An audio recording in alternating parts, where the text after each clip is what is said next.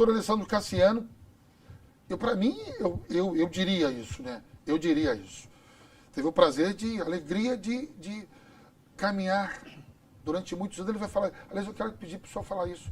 Caminhou durante muitos anos com o pastor Gesiel Nunes Gomes, a DIG. Fala para mim. Pois é, não. Então, sou filho da Assembleia de Deus na Ilha Governador, né? Os que estão nos acompanhando no programa agora. Desde 86, me converti um menino, tinha 13 para 14 anos de idade.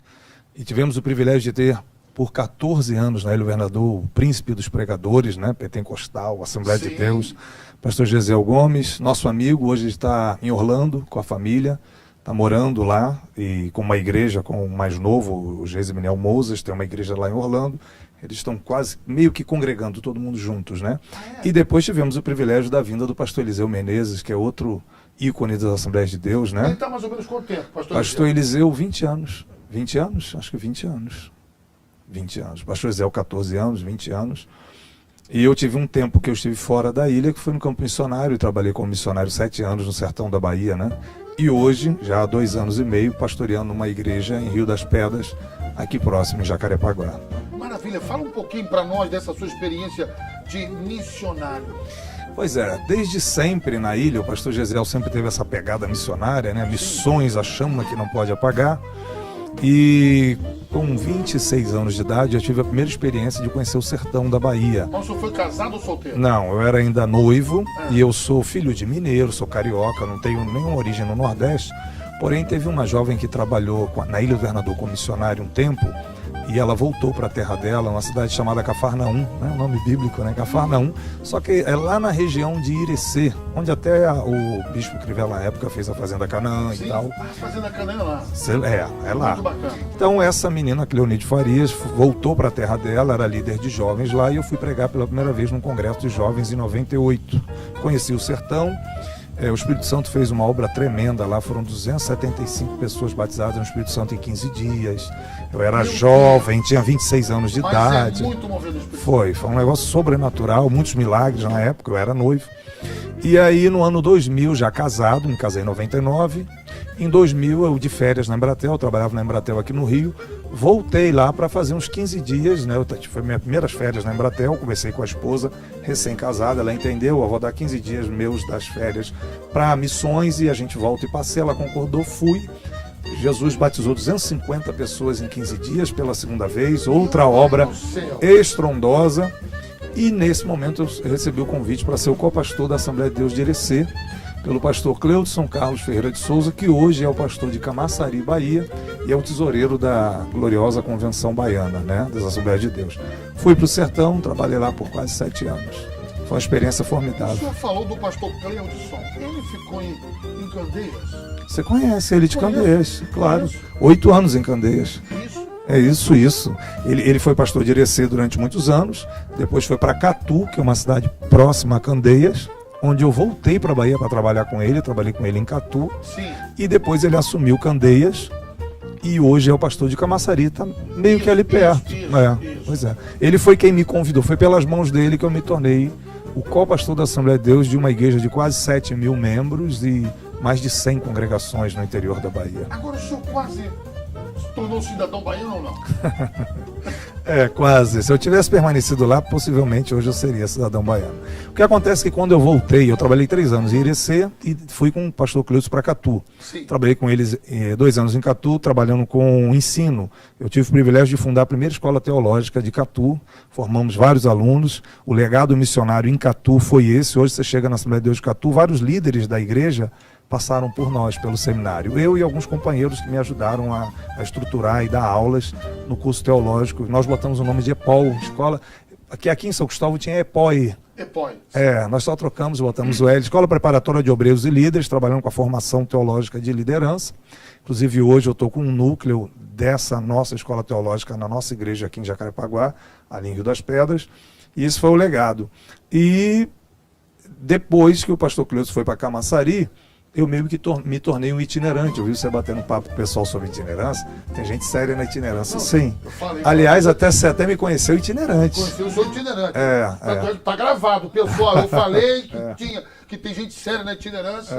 Entendeu? Alessandro Cassiano, um dos tais com aí. Certeza. Você é testemunha disso. Pois com é. certeza, isso é muito bom. Porque o que aconteceu? Quando o pastor Cleuso foi para Camaçari, eu tive o privilégio de pregar pela primeira vez na Convenção Baiana, 2.000 pastores sentados. Então aquilo meio que impulsionou o ministério itinerante, muitos convites, e eu já, como ele estava em Camaçari, eu me mudei para Salvador, continuei debaixo da autoridade dele, ligado a Candeias, inclusive, mas morando em Salvador, mais próximo do aeroporto e viajando todo o Nordeste, onde o meu ministério itinerante mais teve ênfase, né? Embora eu seja carioca, carioca. Carioca, pois é, mas foi no Nordeste onde eu tive mais sucesso como pregador, rodando vários lugares, acho que todas as capitais do Nordeste, né? Um pouco também do Norte, como Pará, bastante do Maranhão. E aí foram quase 10 anos como itinerante quando a gente se conheceu. Quando eu voltei para o Rio, minha esposa decidiu voltar, a gente estava meio que isolado em Salvador. E eu voltei para cá, novamente ligado à DIG e rodando durante muitos anos. Foi nesse momento que a gente se conheceu, pregando, graças a Deus, nas congregações onde você dirigiu. Agora, pastor Cassiano, o senhor começou bem novo. Sim. Começou bem Rapaz, eu tive o privilégio de pregar no primeiro congresso de adolescentes do estado do Rio de Janeiro, 1988.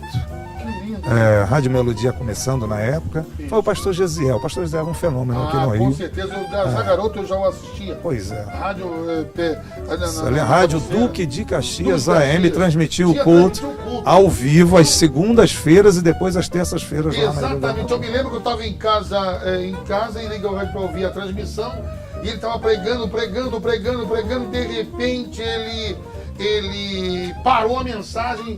Ele disse assim, lá atrás, aquela irmã, você, de blusa, isso, você, Jesus está lhe curando agora da doença, faça o exame essa semana. Inclusive através da rádio. Pregar. Não, pessoas que apareciam. Ele falava, você que está ouvindo agora o programa na rádio, você está na sua casa, sua cozinha, o azulejo é assim, você está com um problema tal, Jesus está te curando, vem aqui dar o testemunho. E na semana seguinte a pessoa aparecia. Não, aquilo foi um fenômeno. O que aconteceu nos anos 80, e aí está dentro do tema até proposto do Espírito Santo hoje, é que os anos 80 no Brasil foram anos diferentes. A década de 80, você vai concordar comigo, que foi o ano do avivamento. Todos os estudiosos, eu fiz uma pós em ciência da religião na Estácio de Sá uma vez, a gente estudou o pentecostalismo no Brasil. E sem dúvida alguma, o máximo da curva de crescimento das igrejas evangélicas e avivamento, ela ocorreu nos anos 80. Não talvez de membresia, de aumento de pessoas, mas assim, a atuação sobrenatural do Espírito Santo, sem dúvida alguma, o ápice foi nos anos 80. Você tem a Ilha Governador sofrendo um grande avivamento com o pastor Isel. Você tem Bom Sucesso com o pastor Jaime começando a crescer e espalhar congregações. O próprio pastor Fanini na Batista era uma sumidade. O Caio Fábio ainda na época com o presbiterianismo. Você lembra que em 88, na promulgação da Constituinte, o pastor Gesiel foi o pregador ali junto a Ulisses Guimarães e toda aquela situação, foi quando o evangelho começou a tomar forma no Brasil e de forma sobrenatural. O senhor lembra do Rodolfo Beltermine? Muito, ouvi muito. Bernard Johnson. O privilégio da gente estar na ilha naquele momento é que todos iam lá. Eu não precisava sair da ilha para ouvir os grandes. O Espírito Santo levava. Eu me lembro uma vez do Bernard Johnson entrar com o Vitorino, o pastor Vitorino Silva, só deles entrarem na e ajoelharem, o fogo já pegava na igreja de um jeito. Meu Deus! Assim, aí eu me lembro muito, eu tinha o quê? 15, 16 anos, 17 anos de idade. O pastor Vitorino cantou aquele hino Aviva-me Senhor. E foi um mover tão grande do Espírito na igreja que ao final do hino o pastor Gisel perguntou: alguém aqui falou em línguas pela primeira vez? 40 batizados no Espírito Santo em 5 minutos de hino. Então, assim, os anos 80 foram sem dúvida alguma, falo isso como testemunha presente, quando o Yang Shu esteve aqui na Apoteose, nós estávamos lá, vi muitos paralíticos andarem, eu estava lá. Então os anos 80 foram o auge do pentecostalismo no Brasil, sem dúvida alguma. Inclusive uma pergunta hoje que é muito recorrente o anticristo está aí, o espírito do anticristo está aí, mas nós não teremos um último avivamento no mundo para que o arrebatamento da igreja aconteça, o anticristo surja? E aí eu falo para os irmãos aqui no Brasil, queridos, eu acho que o avivamento do Brasil já aconteceu. Já aconteceu. Porque o avivamento ele funciona em ondas, ele passa por nações. A Inglaterra teve seu grande avivamento, os Estados Unidos tiveram seu grande avivamento, a Argentina, com Cláudio Freyson, com o Anacondia, teve o seu grande avivamento. Nós já tivemos o nosso grande avivamento. Eu acho muito difícil, pastor, falo isso com muito pesar, que ainda haverá um grande avivamento no Brasil. Hoje, espero que aconteça, mas acho difícil. Eu acho que nós estamos descendo a ladeira. Esse relatório que o senhor trouxe aí, eu vim acompanhando todos eles. Tá? Eu quero aproveitar aí e mandar um abraço pro pessoal de Minas Gerais, Teófilo Otoni, tá todo mundo ligado conosco pela rádio Sintonia. Arã, brigadão, um abraço, um beijo no coração. Deus te abençoe. Parece que o pastorzão aqui... Não, estivemos perto aí de Teófilo Otoni. Eu tive com o pastor Júnior Calaás, que é o presidente da Comad Vasco, a Convenção da Assembleia de Deus do Vale do Aço, governador Valadares, Teófilo Otoni, Ipatinga, Acesita, Timóteo, aquela região toda. Estivemos lá esse ano, na Grande AGO. Oh, meu Deus, não sei se foi julho ou agosto, mas tive o privilégio de pregar lá, dar um ensino, ministrar sobre a nova religião mundial para os pastores de tarde, e no fechamento da convenção tive o privilégio de pregar lá. É possível que um abraço aí ao povo. O Arã conhece todo mundo lá, um abraço, Arã, muito obrigado aí, e você sempre essa bênção que é aí na nossa atividade. O senhor contou isso aí do avivamento, e eu tenho uma pergunta para lhe fazer, já estamos entrando no nosso tema, né, o Espírito Santo, hoje, o que está acontecendo com a igreja brasileira? Bom, do olhar acadêmico, a teologia da prosperidade, que faliu com a igreja evangélica nos Estados Unidos, do ponto de vista espiritual, sim, também está falindo a igreja evangélica no Brasil do ponto de vista espiritual. Talvez do ponto de vista político não, porque nunca antes na história do Brasil tantos cantores e pregadores se tornaram políticos, há uma representação evangélica muito grande. Eu não quero entrar no mérito se é certo, errado, se é bom ou ruim, mas o fato é que isso acontece. Porém, a gente vê que do ponto de vista espiritual, e o que é do ponto de vista espiritual? A cura divina, batismo do Espírito Santo, também, mas decisão, vida piedosa, testemunho, crentes que são crentes de verdade, casamentos que duram 10, 20, 30, 40 anos, está raro nas igrejas evangélicas. O divórcio, hoje o divórcio na igreja evangélica brasileira, ele está maior do que nunca antes na história da igreja evangélica no Brasil. E perdoe-me acrescentar, entre pastores muito mais ainda. Entre pastores, e o pior, quando nas convenções de algumas denominações, isso é flexibilizado. Mexe no estatuto? Mexe no estatuto, você sabe disso. Você não está gostando do que eu estou falando, Pois não, mas é isso aí. Pois é, então, o avivamento, ele preserva a família. O avivamento, você tem um número enorme de pessoas se convertendo e se convertendo para valer. Você vê o testemunho, é a árvore produzindo bons frutos, isso, como Jesus falou. Mas hoje não, a gente vê um inchaço, muita gente chegando para as igrejas evangélicas, as campanhas trouxeram muitas pessoas interesseiras na bênção e não no Deus da bênção. E isso não acontece em 5 anos, 10 anos, isso é um processo que vem já na virada do século. Então, muitas igrejas novas que trabalham apenas com essa questão de ser abençoado, de campanhas mágicas, miraculosas, a água, o sal, a corrente, perdeu o propósito. Cadê a cruz? Cadê a conversão? Cadê a mudança de caráter? Cadê a transformação? Quem roubava não rouba mais, quem era prostituta vira santa, quem era sem vergonha agora vira um homem sério. A gente não vê isso em muitos lugares mais, como acontecia nos anos 80. Por exemplo, quando eu passei para a Escola Técnica Federal do Rio, eu tive o privilégio de fazer o curso técnico em estradas no Cefet, ali no Maracanã. Sim. Na minha turma, nós éramos 40 alunos, só eu era crente. E a gente era perseguido, não sei se você também é crente, sim, dos anos 80 de menino. Sim, lembra como era a nossa adolescência? Era um absurdo ser um adolescente crente. A gente era esculachado, esculhambado. O crente. Não, graças a Deus também. Eu sou crente desde 86. Só que aí se tornou popular.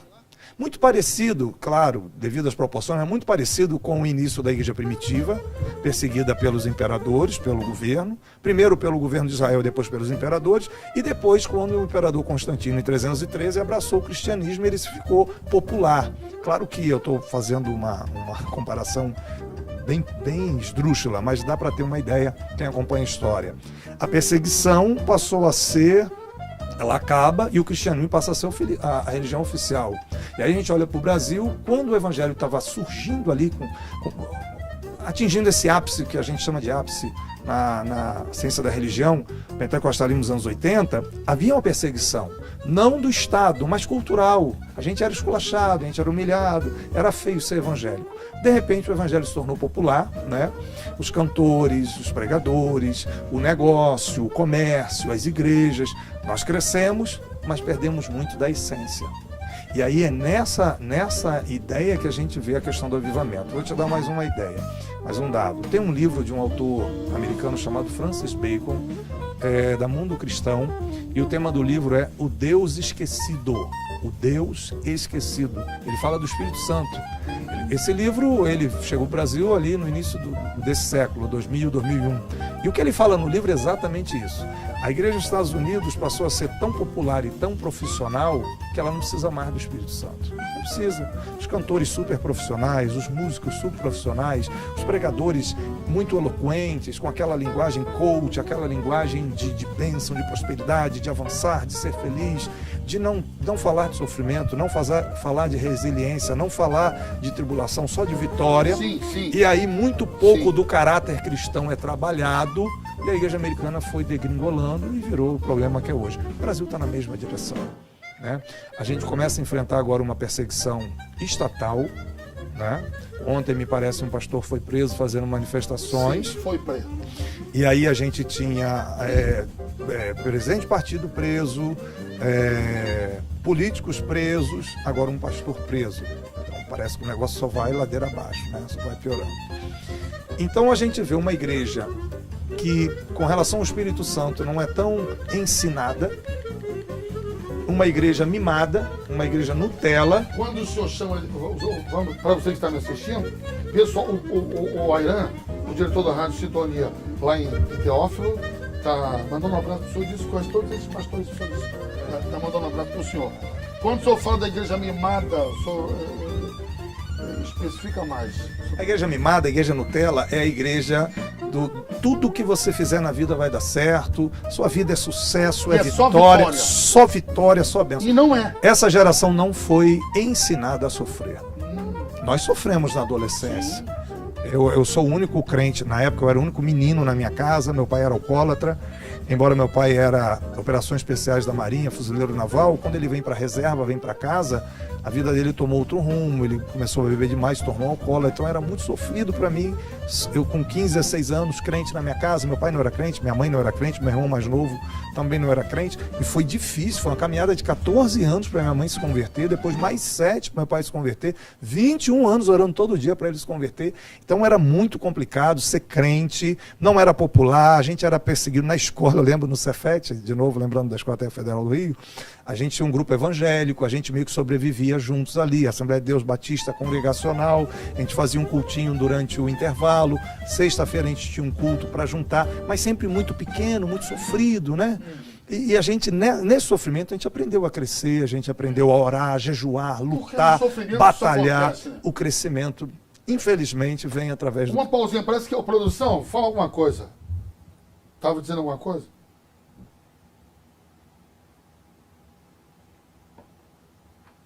Bom, a pergunta é a seguinte: a igreja hoje está preocupada mais com o crescimento, esse crescimento mirabolante só disso aí, do que com vidas, com almas transformadas.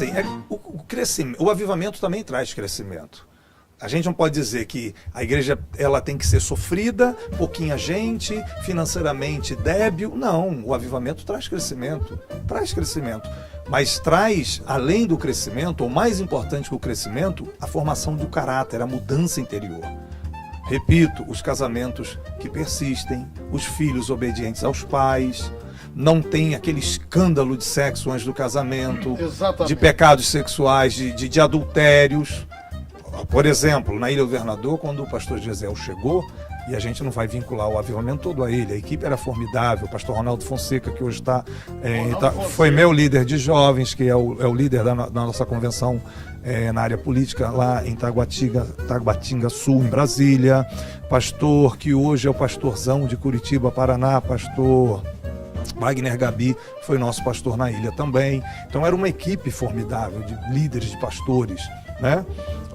Então, esse avivamento dos anos 80, a igreja saiu em 84 de 900 membros para 7 mil membros em 10 anos. Que maravilha. Então, e havia curas, havia batismo no Espírito Santo, havia salvação de almas, havia santidade, havia piedosa, mudança de vida. Então, quando a gente compara o que aconteceu nos anos 80, a atuação do Espírito Santo no Brasil nos anos 80, para o que está acontecendo agora, 30 anos depois, é que a teologia da prosperidade, ela tira do cristão a responsabilidade de vida piedosa, de orar todo dia, ler a Bíblia todo dia, jejuar uma vez por semana, ler a palavra. Gente, era normal a gente ler a Bíblia todo um ano. 3 capítulos por dia, 5 capítulos aos domingos. Então, havia um ensino mais incisivo e sistemático para o crente ser crente.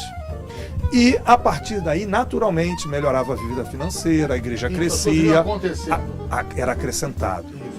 Foi uma inversão de foco. Não se ensina tanto sobre o crente ser crente. Então, não importa muito como está a sua vida. Vem aqui que eu vou resolver o seu problema. Quando você prega isso, quando você ensina isso, o negócio fica ruim. O cara quer ir embora. Não, porque aqui está muito apertado, eu vou para a igreja ali que já me aceita do jeito Quantas situações, hoje eu voltei a pastorear, tem 2 anos e meio, quantas situações, um clássico, acho que todo pastor passa por isso nas igrejas. O camarada chega assim, pastor, eu estou aqui com a minha esposa, quero congregar aí. Ok, vocês são casados, você viu? Não. Tudo bem. Nós vamos te abraçar, vamos cuidar de você. Agora procura resolver essa situação. A Assembleia de Deus tem seu estatuto nacional, estadual e tal, seja DB, SEADRA, enfim. Você precisa, por favor, se casar no civil para tornar-se membro da igreja, batizar nas águas.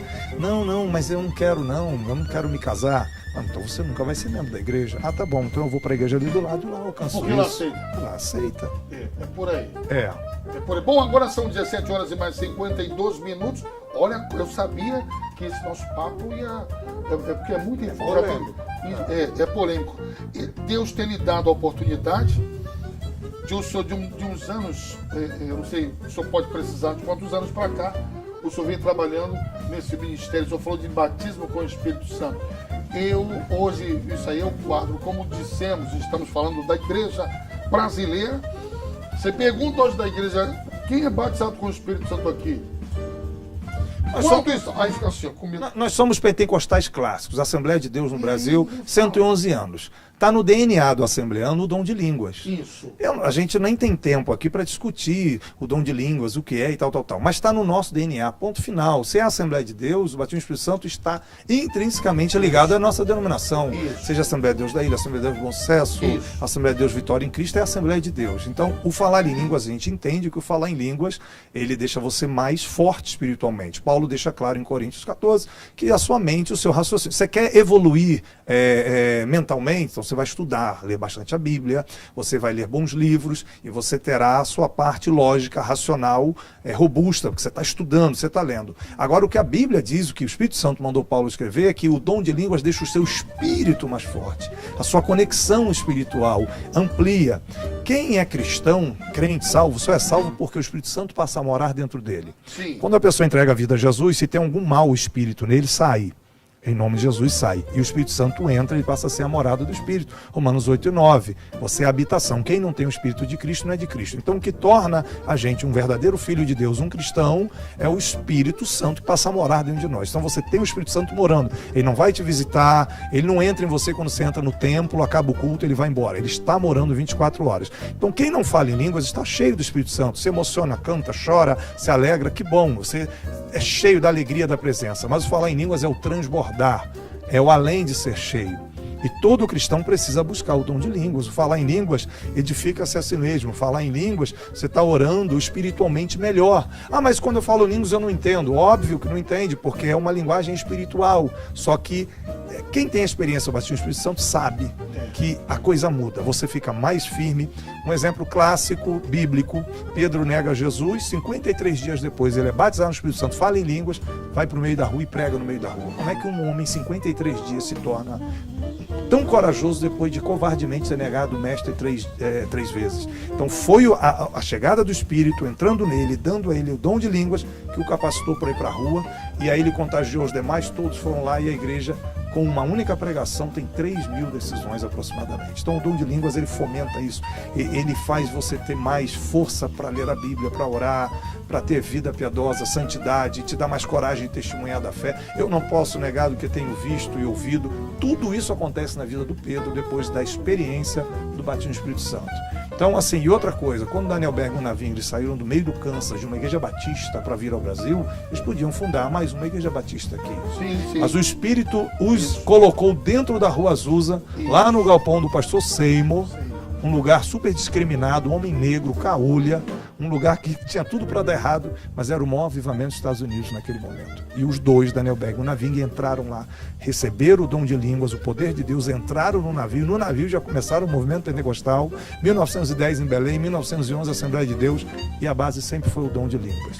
Então, por que hoje não é tão massivamente ensinado o dom de línguas? Está errado. Está no nosso DNA. Jesus Cristo salva, cura, liberta, batiza no Espírito Santo e leva para o céu. Isso. É a base da denominação. Eu não entro no mérito das demais denominações, mas nós, assembleanos, estamos ligados ao dom de línguas. Não tem como fugir disso.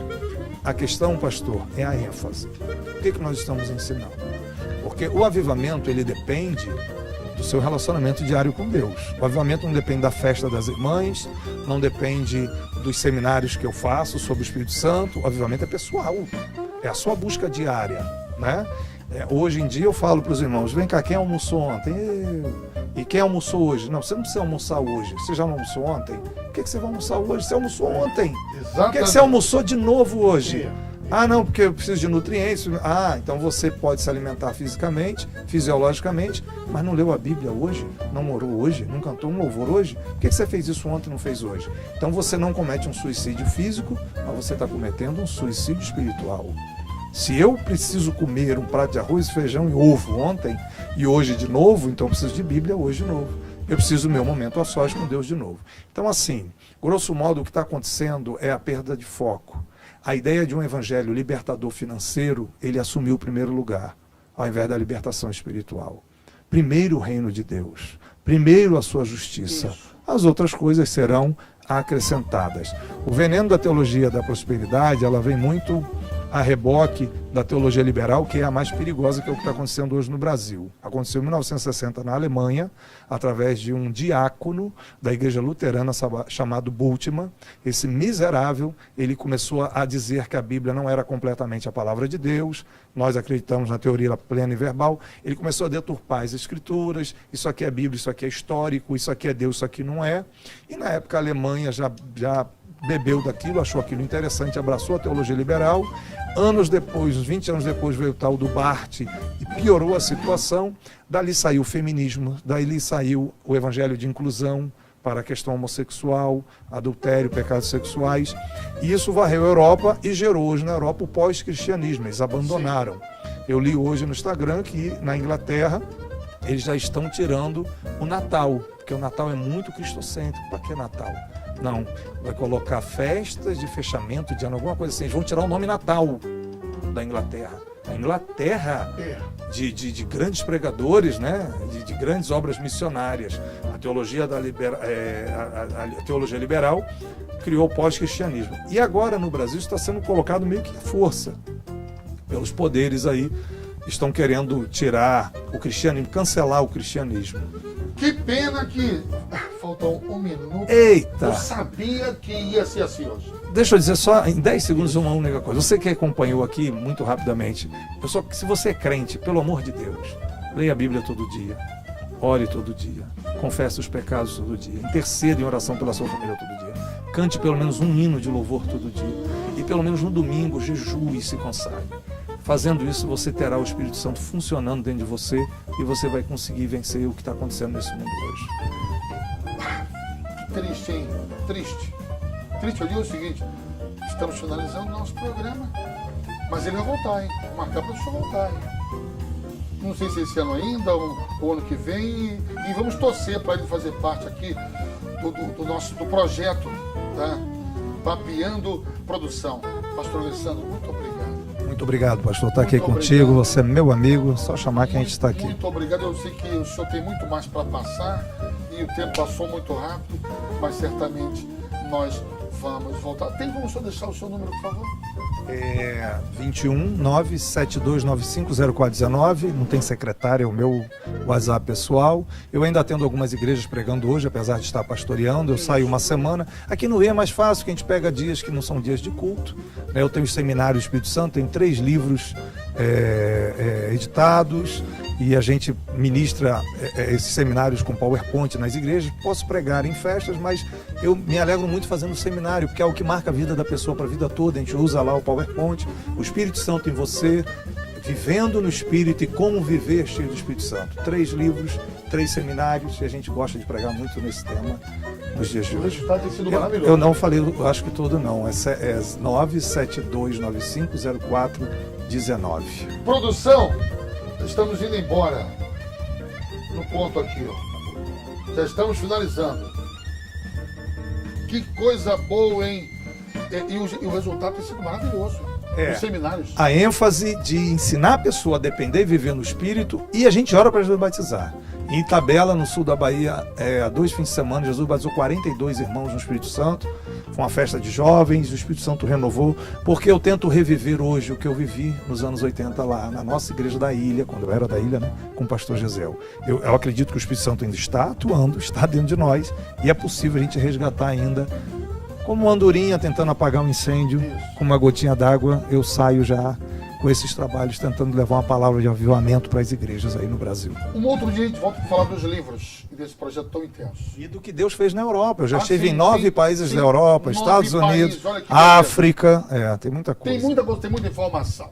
Bom, pessoal, estamos indo embora, passamos 2 minutos. A produção me perdoe, 18 horas de 2 minutos. Nós voltaremos amanhã. Amanhã, isso. Não, não, quarta-feira.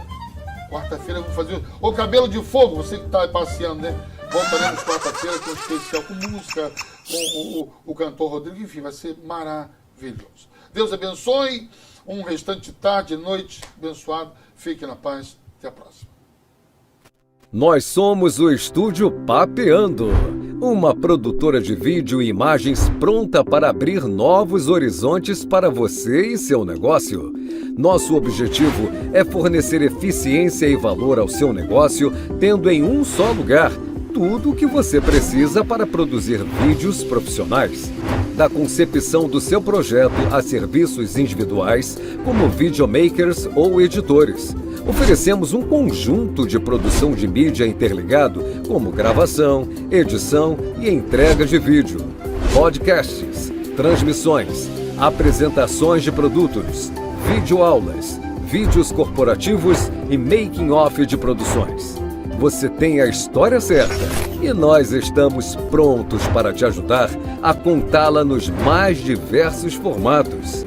Alcance novos públicos e conquistas com o Estúdio Papeando.